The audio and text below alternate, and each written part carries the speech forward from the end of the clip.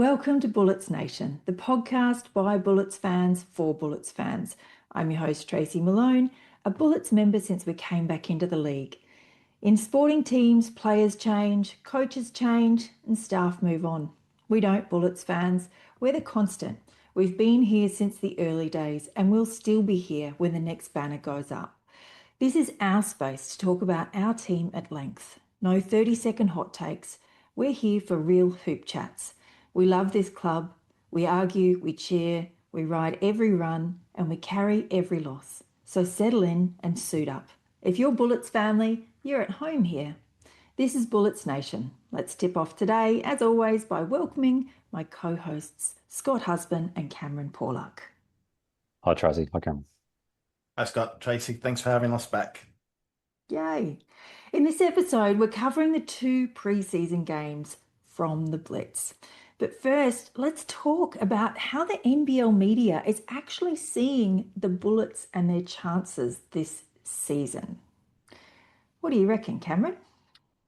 Yeah, so it kind of feels like they're sleeping on us a little bit, at least up until sort of the game on against Sydney.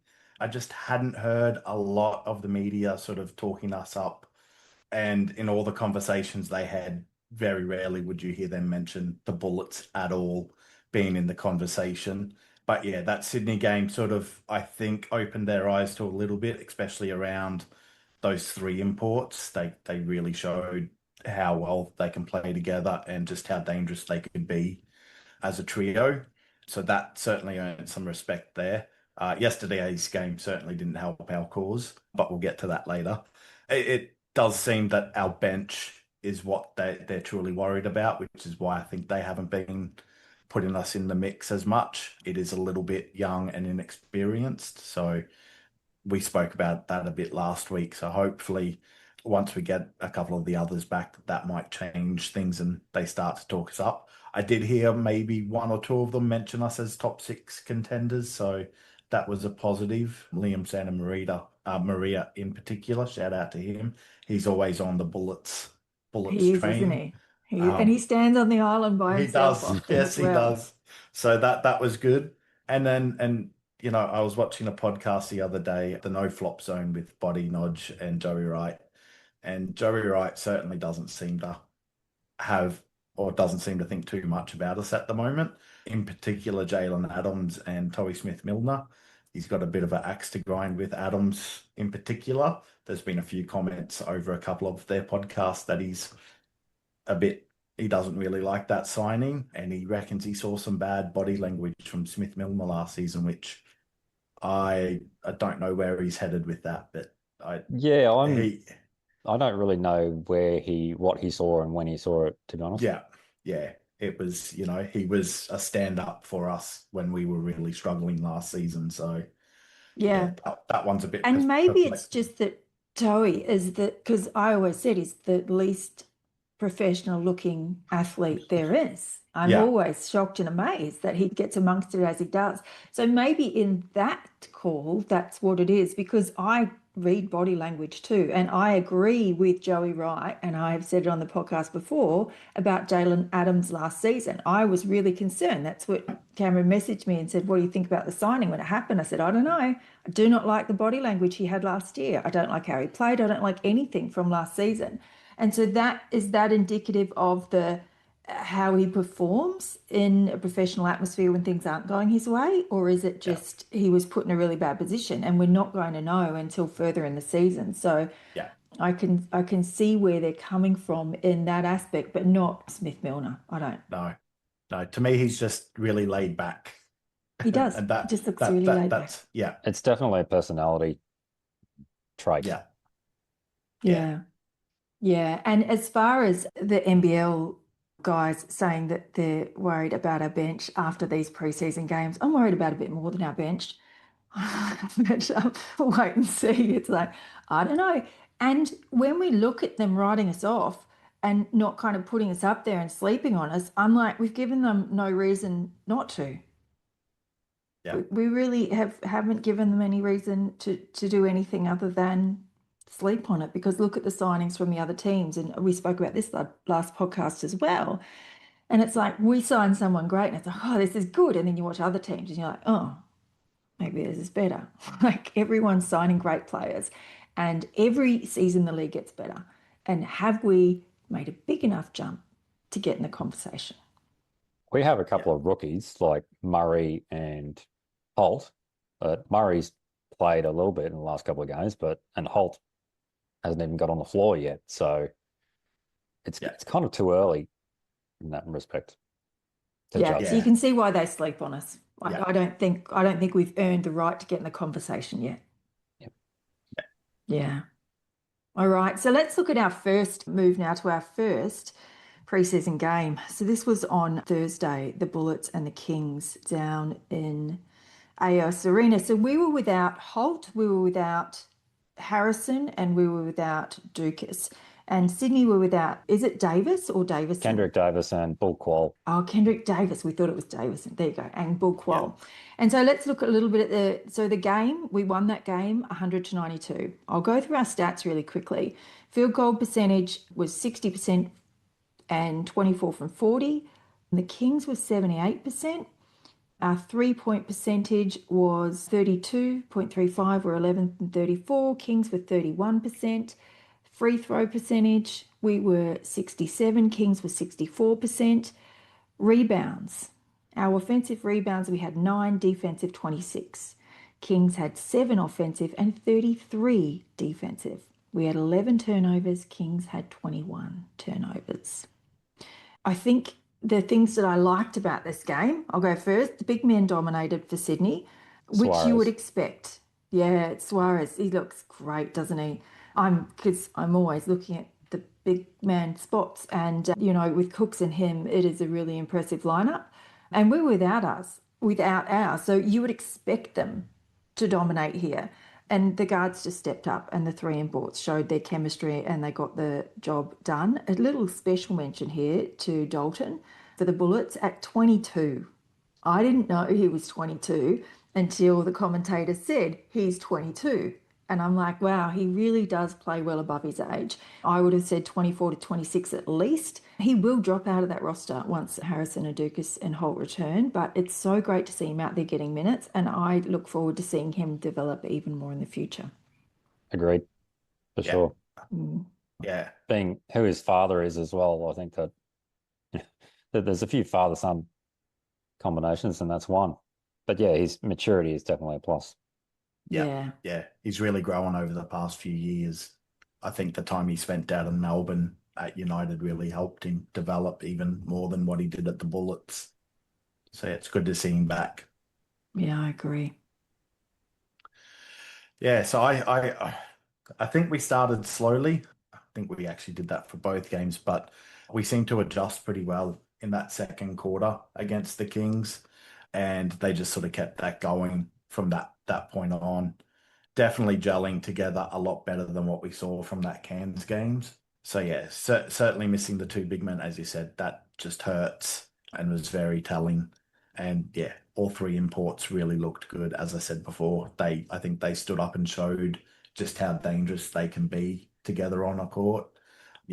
Any one of those 3 could get going any game and can easily drop 30, 40 points each. So, and I thought they shared the ball around really well as in that game.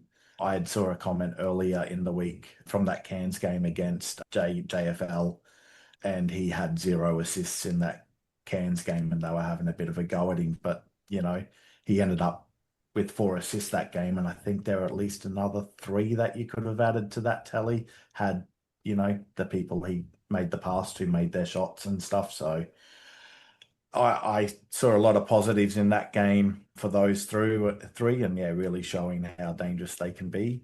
And just the fact that, we've got Adams and JFL, it takes a lot of pressure off Prather. I think we leaned on him really heavily last season.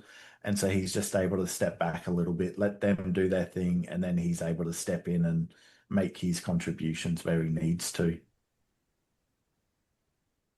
Yeah, I think we relied heavily on the imports for scoring. Maybe that papered over the cracks a bit in terms of the offensive output, the rest of the team.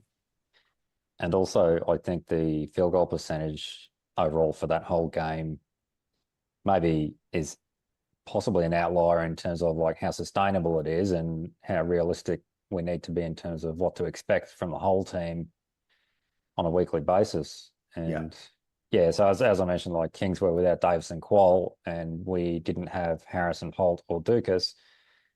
And I was pleasantly surprised that, well, considering the matchup, I thought we competed well. The slow start, like Cameron, you mentioned that it's, still a concern. Yeah, very much so. Their ability to come back was good. Like they bridged the gap again, but I think you're right, Scott, we really did rely heavily on our imports. And not just to get the job done, but the shooting percentage. And that's where we can roll on to this second game that just happened yesterday. Melbourne United and the Bullets down in Canberra. And this is what we see when our shots don't go in.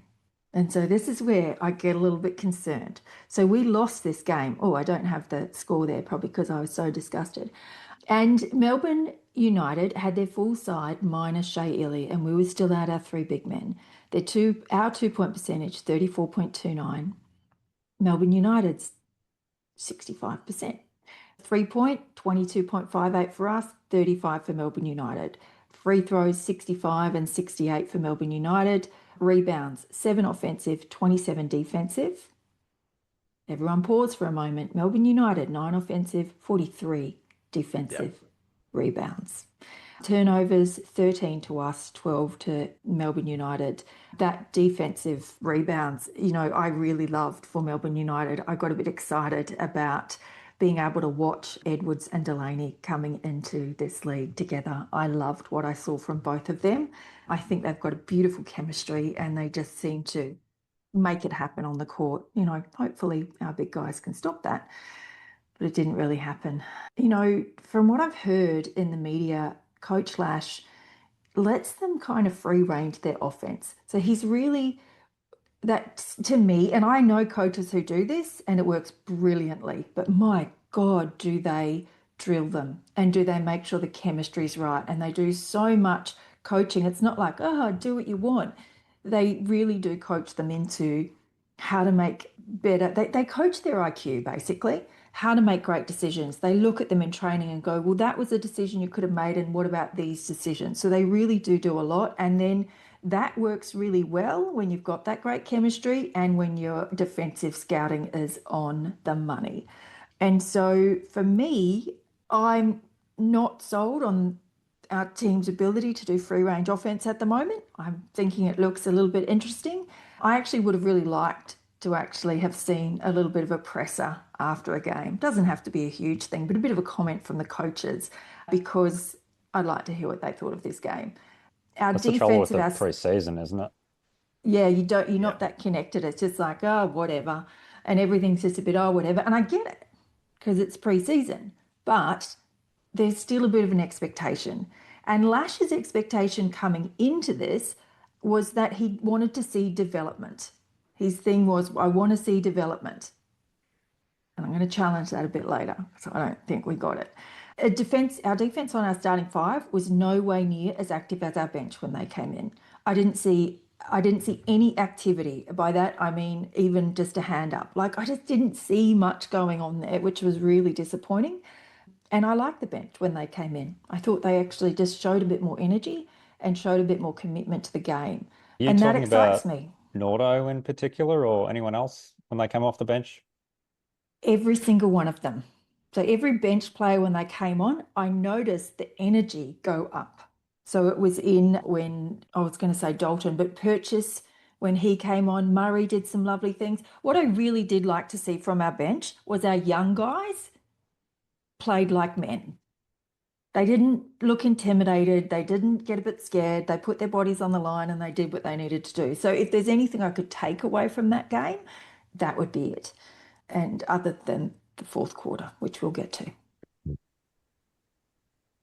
Yeah, for me, it just looked like they never got going at all, like from get-go. Once again, poor start. They kind of managed to work their way back a little bit in that second quarter, But once again, it just felt like they were just running through the motions, going through.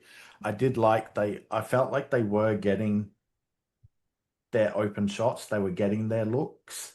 So they were running some decent offense, but that's one of the worst shooting displays I think I've seen in a while. They were just not hitting and the amount of open looks that they got and were missing was actually quite concerning to me. I'm kind of glad that it's happened now and hopefully not in regular season. It's better to get one of those types of games out during your preseason and work out all your kinks in your shooting and so forth. So I thought a lot of their offense that they ran was pretty good, but their defense certainly let them down, especially transition defense. They gave up way too many easy baskets. They just didn't get back the way they should have. So yeah, so once again, and having our big men out once again really didn't help us. That their import, what was his name? Edwards or Doyle? Edwards really went to work on us, and I think it sounded like he surprised quite a few people with what he produced. They were expecting him more of just that lob threat and no real post work, but he got down busy in that post and went to work. And I our thought his rebound, footwork was excellent.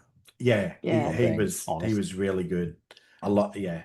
And just our rebounding. Toei needs to remember when he's playing center that, you've got to rebound that ball.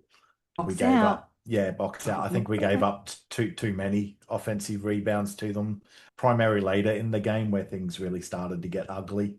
And yes, it did look like they just kind of gave up towards the end there and just went, let's go. We didn't play Prather at all the entire second half. So I hope that's just we're just going to let him rest. We're not taking this too serious type thing, which is a bit sad. You'd like to see him out. And I get playing JFL quite a bit because he's still trying to learn the league. And of course, there was a little bit of a scare with Smack I think that was the third quarter where he kind of went down a little bit and that was a bit scary. I don't think they played him too much after that. So yeah, it was just, they played our bench most of that second half. And yeah, once again, their shooting was off. So, missing decent open looks. So yeah, missing Dukas and Holt coming off the bench, I think really hurts there. And we've not really seen the best of what our bench can do. And as I said last week, that's something that Lash needs to work on. That's his job to get the best out of them.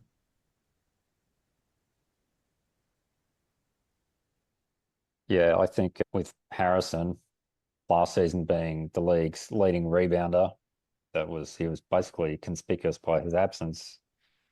Yeah. And Tohi, if we're, looking at like what position is really what he should be playing, he's a 4 and he's starting at the 5. And people commented, well, if you're relying on him, then what does it say? Well, it says that like last season we had Harrison, Bannon, and Rocco all out until he started. So Yeah. that's kind of, I hope that these preseason games are just an indication of they're just being cautious with Holt and Dukas. And Harrison, they said there was an illness, so I'm not sure if that means he'll be okay for the next preseason game in a week's time. And with Adams, in terms of organising the offense, I don't know, like maybe do we need just a little bit more structure? And does Coach Lash need to say to Adams, here are the keys, you drive, as in drive the car? Yeah. And with the players that have been out, they said Dukas is set to be ready for the start of NBL 26, but Holt will return during NBL 26, which has me a little bit concerned. And so I hope he doesn't miss too many games. That was the case when Bannon started as well. But I'm hoping they're just being cautious and that they were just managing the known issue that they mentioned. But yeah, like last night's game, like the pick and roll D, the perimeter defense, like giving open 3-point shots. Yeah, the defense is lacking. In terms of what actually is it? Like, is it really bad? Well, yes, on the face of it, yes, it is. But someone else comments, oh, well, it doesn't really mean anything. And I think the truth is kind of somewhere in the middle in terms of, yeah, put it in the context of it's the Blitz. How much do we really care? But also, like, some of our key front court players weren't there. And like I heard Joel Peterson and Derek Rucker talking on NBL Now, and Joel Peterson mentioned that Vickerman, like, he was yelling at the players, and so he was taking it seriously, and so he wants it however much he wants it, but I think it also shows Vickerman's coaching expertise, but he knows how to use the cattle that he has. Yeah, I think that was his first game coaching them this preseason. So their other games they've played, their assistants have actually coached. I heard that mentioned a couple times. So I think they needed that win. So I think they really went out chomping at the bit to get a win. Whereas I think my feeling was that we knew we had a win under our belt. We had sort of 2 wins under our belt. So I kind of feel that maybe they didn't take this as urgent, like, or necessary to go out and get a win. They just kind of, let's go out there and just play, and maybe didn't take it as are they seriously. treating it just as a training run, and like was the cue put back in the rack quite early, and that's was the cue ever taken out of the rack? yeah. Which and it is kind of, you don't like to see that happen, but no. You can kind of understand as well that, we don't want people injuring themselves too early on, and so let's rest them a little bit more and take a step back. In particular, Prather and Smack, 2 guys who have had injuries over the past couple of seasons. I do think it's important to, like, if you look at the box score and look at the minutes that each player played, like the starters that, like you were saying, that Prather, like, he came off and then he didn't go back on. Yeah. And similar with Adams, I think. And so it sort of makes you think that they're managing the roster. Yeah. Managing bodies, maybe. Yeah. Prather played 12 minutes. Smack played 16 minutes. So, and, him being our defensive specialist, I think that was really telling.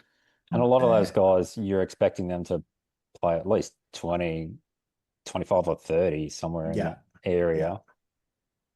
Yeah. And if maybe they're all raring to go and even fit. more for our imports. Yeah.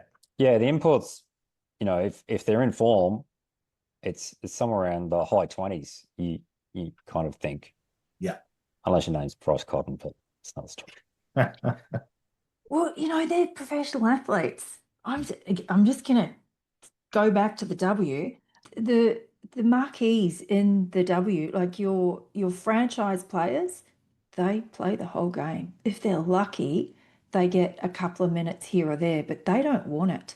Like, and that's why I love Bryce Cotton so much. I'm like, that's what I think a franchise player should be. I really do. They're out there to play. It's their job to play.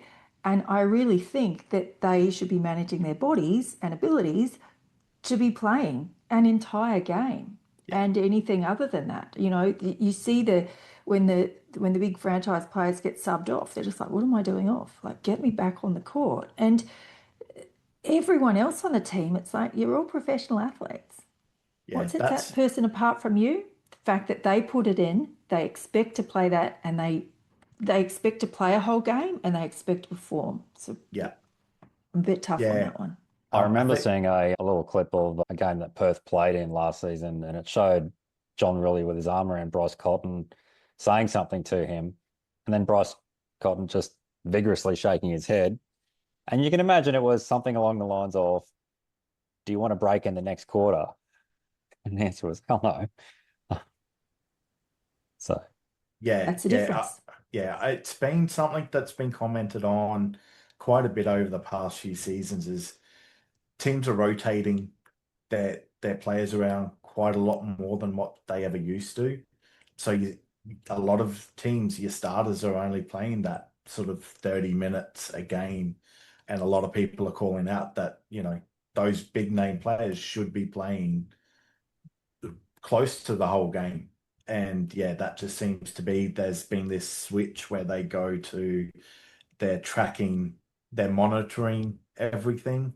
The And so data. they yell all the data, and that's how they're doing their subs, working off the data and so forth. And yeah, it kind of takes away from seeing those, you know, really good players out there the whole or close to the whole game. And, having a They're shorter tracking rope. Bryce Cotton too. Yeah, but he doesn't care. He's got the pull. He's got the pull to just say, nah, I'm staying. I don't Yeah. think a lot of those other players have that pull Yeah. like Cotton does. I'd be So yeah, really interested. I'd be really interested to see the actual data to back that up. Because, I mean, and I yeah, get it from the Bullets' point of view. We had overuse injuries. Overuse was the reason for most injuries last season. So they're going to be tidying it up. The fact that Holt's coming back during the season concerns me a little bit, but I'd rather him here for the second stretch than bring him back early and then not have him later. So it's like yeah, you really want to be hitting your strides mid-season towards late. So that's when I'm going to be really kind of locking in and going, this is when we need the bodies for. And I'm sure their strength and conditioning staff will be doing the same. yeah, If yeah, if Holt comes back and then he does not miss a game, then yeah, well played Bullets. Like managed to right. But if he needs a spell later in the season, Yeah. well, I guess that's another story. yeah, Yeah, that's it. And yeah, what's the point? I think the concerning thing for me in that game, I'm going to close the game on what I think of the whole game, but the concerning thing for me in that game is who are you if your shots aren't going in? And how do you adjust when your shots aren't going in? And what I Yeah. saw is nothing and nothing. The yeah, answer to that was nothing and nothing. We're going to do nothing. We're going to not care. Oh, well, the shots aren't going in. We're not going to adjust. We're not going to do anything else. They're open shots. They'll go in eventually. What yeah, about when they don't? I didn't see an adjustment there, and that was a great concern to me during that game. If I look at the yeah, whole game itself, we didn't yeah. answer any question. When the basketball gods went, what are you going to do when they don't go in?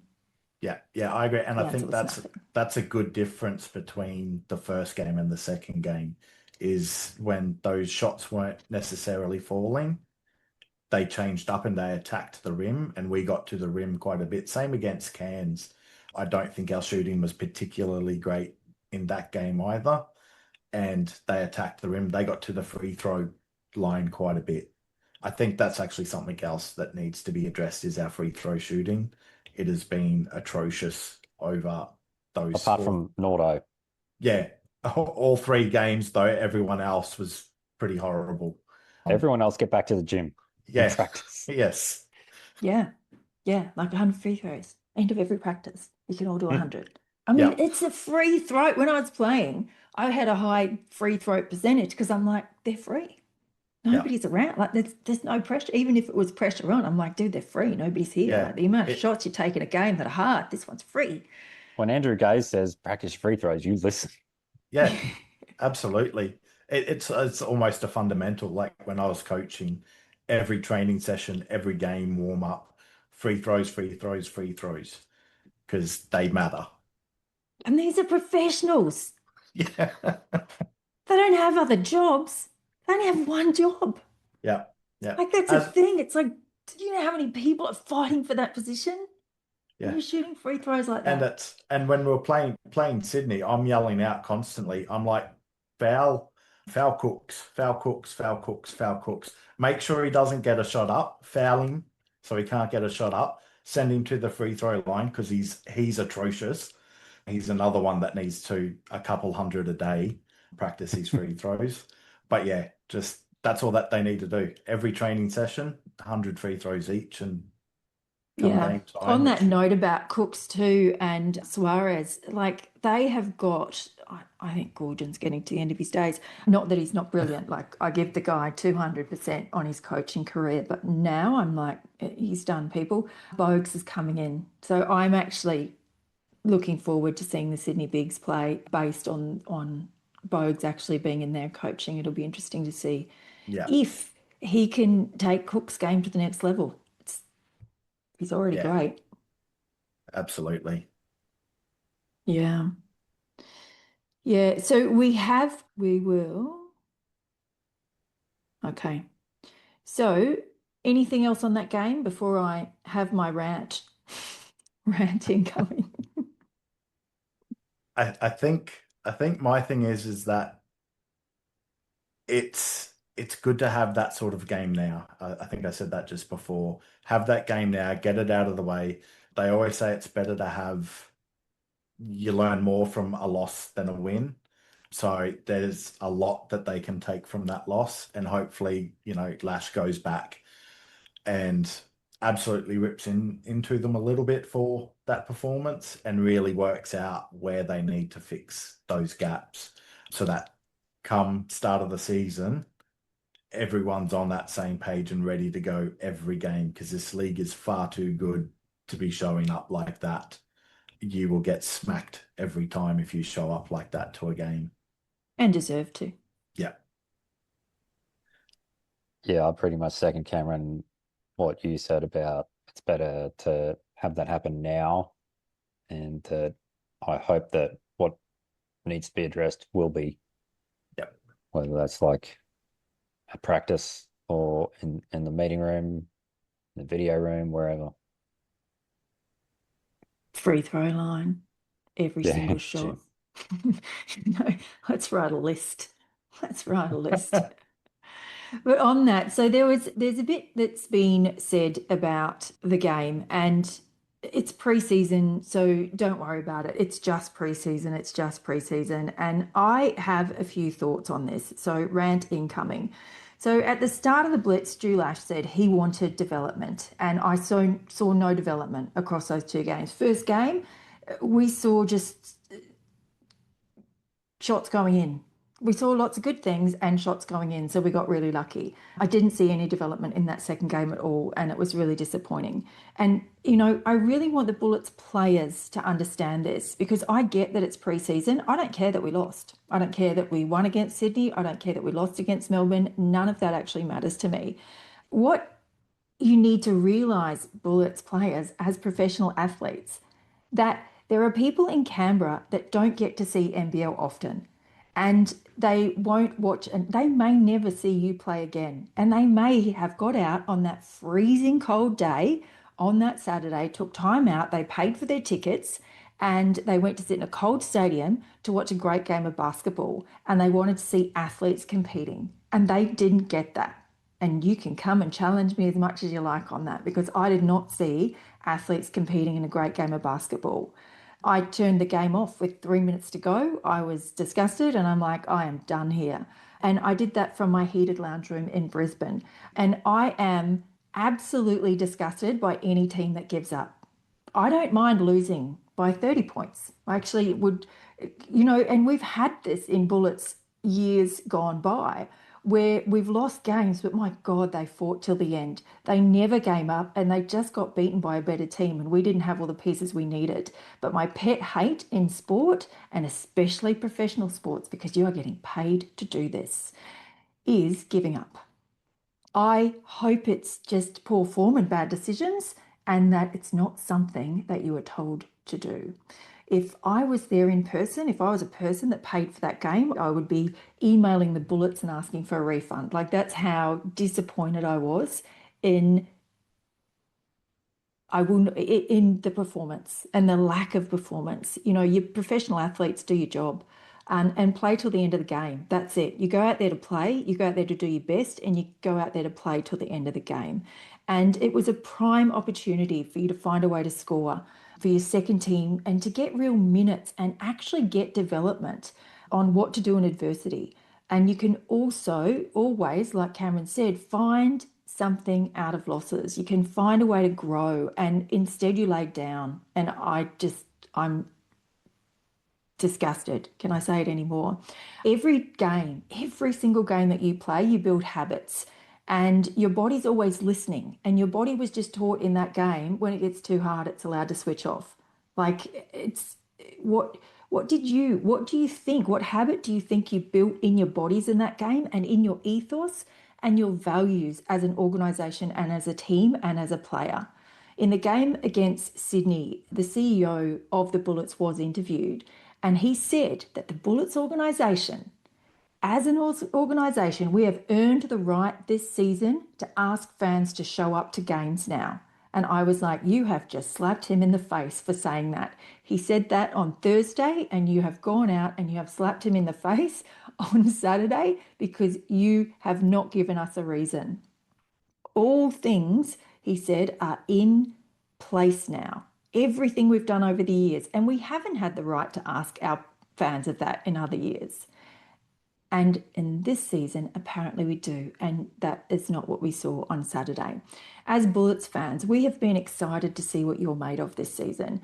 You only have to drop into the Facebook groups after that game and after that fourth quarter to see what Bullets fans thought. And all of the comments went something like, same old Bullets.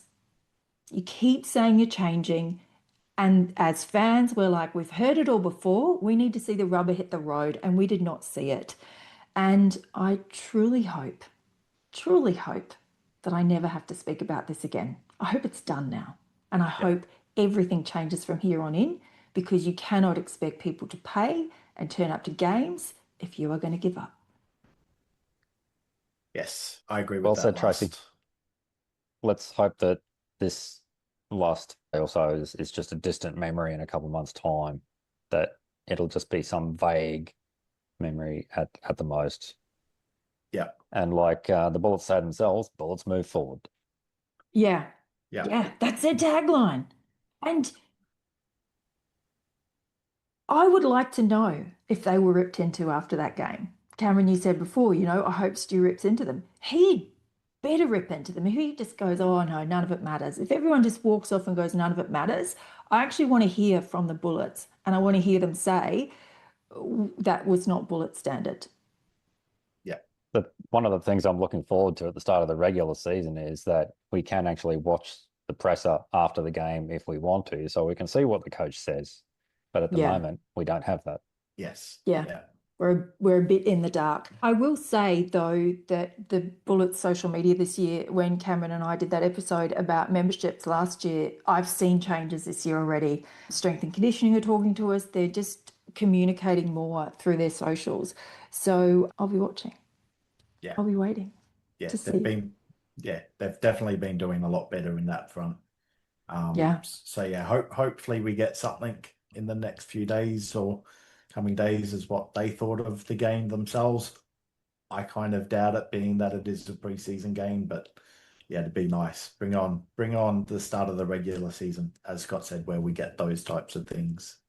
Yeah, but we've seen the incongruence. So the problem I have is that the incongruence. Mel Watts, Thursday saying we deserve the right to ask Bullet fans to come out. And I'm like, not anymore, you don't. Not after Saturday's performance. Yeah. What are you going to do now? What's your next step? You need to address it. And if you don't address it, it is going to be the elephant in the room.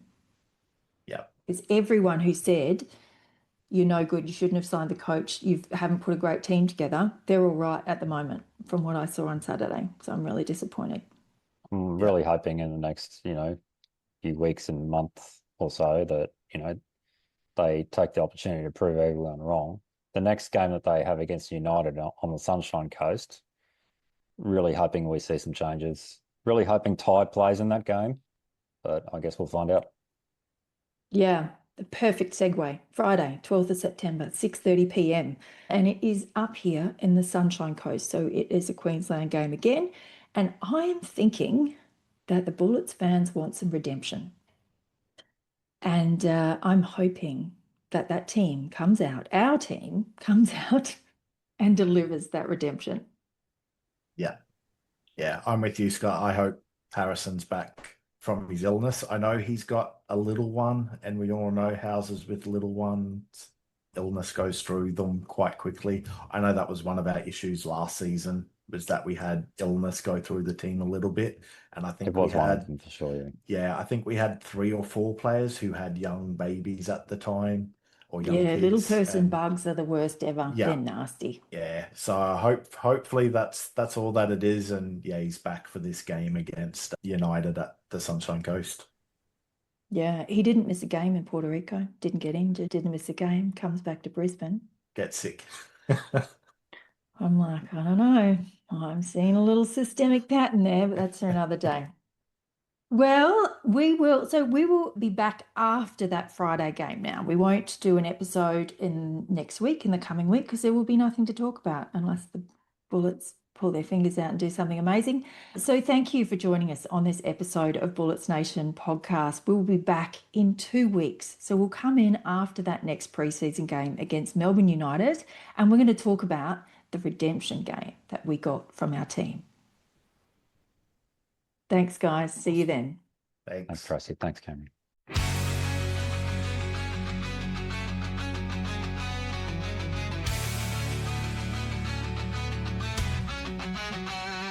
From the river city under bright skies, where the hustle and heart always rise. One team, one voice, we're giving our all. Feel the rush, hear the crowd, Bullets Nation. We're strong and loud.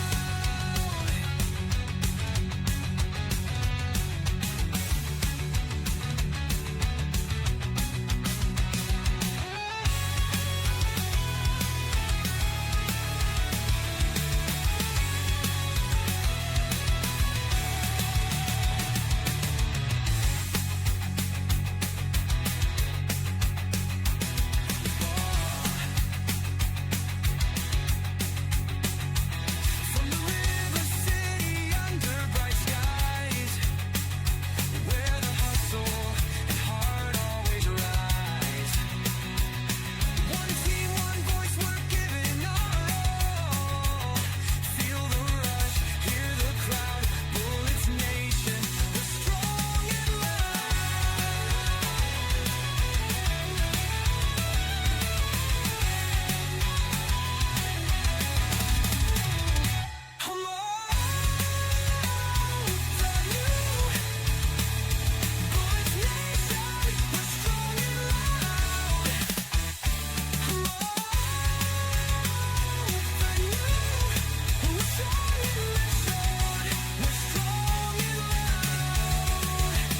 we're strong and loud.